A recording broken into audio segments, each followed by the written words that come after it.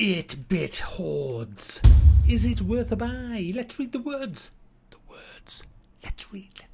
8-Bit Hordes is the follow-up title to the real-time arcade strategy game 8-Bit Armies, which I reviewed earlier this year. With a colourful blocky voxel art style, 8-Bit Hordes is a fun take on the fantasy RTS genre, which is easy to learn and play, yet fun for players of all skill levels. So what is 8-Bit Hordes then? Well, it's a sequel to 8-Bit Armies.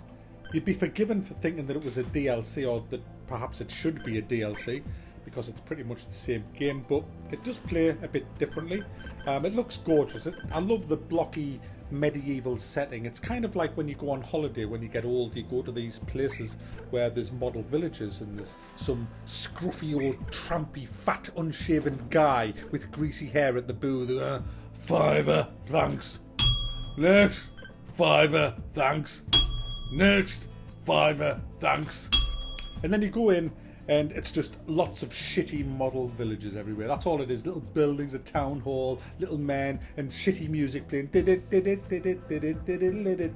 And you walk around and it's full of old people going, oh, look at that Jack, look at that, isn't that nice? You know, and you just bored out your fucking brains. It's so boring that you actually spend most of your time looking over the fence at the crazy fucking golf next door, because old people playing that looks, get on with it.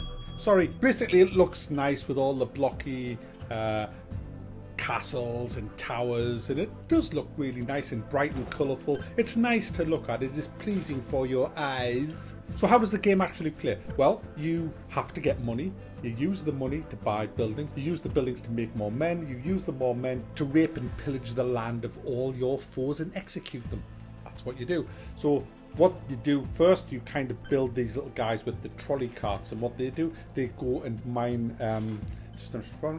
from the and then they bring it back to your base, and that gets you your income, and you have to make a lot of these guys to get lots of income coming in, and you'll find that there's a few of the places where you can get income from, so you send them all over the place, so you have this little immediate network of money coming in, and so you then build a barracks, you then build a workshop, you get cavalry units with archers, you get ordinary archers, you get knights, you get big fucking ogre kind of cyclopsy things, you get dragons as air units, the fire breathing dragons that look awesome, you get all kinds of stuff, catapults. It's kind of like Settlers. No, it's not. It's nothing like Settlers. It's kind of like, you know, it's like, guys, at first it's not very good. I started playing through the campaign and then I streamed it a bit. I streamed a few of the earlier missions and it wasn't very entertaining, guys. I was not entertained at all. But after the stream I kept playing because I knew I was going to review it, and I got to, you know, 7 or 8 missions into the campaign and it was better. I unlocked more shit. The only downside of it is there's not a lot of strategy. Well, there is. The strategy is this: build a huge fucking group of mixed shit like chamois, healers, ogres, well, cyclopses, knights, archers, mounted archers, few catapults, couple of magic guys. Research the blizzard, which is like this frozen thing that you can put down over buildings, and enemy freezes everything in place and they become highly vulnerable to damage for the seconds that they're frozen. Build all of that. Big group of fucking hooligans, send them south. That's what you do, and they are unstoppable unless they meet a similar group of fucking hooligans. And it is quite fun doing that. I enjoy doing that. That's my kind of mentality. I mean, I wasn't expecting a really in-depth strategic RTS for a freaking Ayrton. You're not going to get that for an Ayrton. If you want really deep, meaningful, strategic RTS games, you better be willing to throw £30-40 at it. You know, not an Ayrton. But what you get with this is a co-op campaign, and you get 2 campaigns. You get the Lightbringer, which is kind of like the Alliance, and you get the which is kind of the Horde. So you get 2 full campaigns. You also get skirmish mode against the AI, which is nice, and you can fully customize that as well. You can ramp up the difficulty, you can set the sides, you can just anything you want to do, you can do with that. But also you can play yourself and your mates against the AI, or you can just go full multiplayer and just play against other humans. So there's a lot of diversity in this game, which is why it's worth a buy, because you're going to get your money's worth. It's a tenner. It's a tenner, guys. You're gonna get your money's worth, unless you hate fucking RTS games, you know.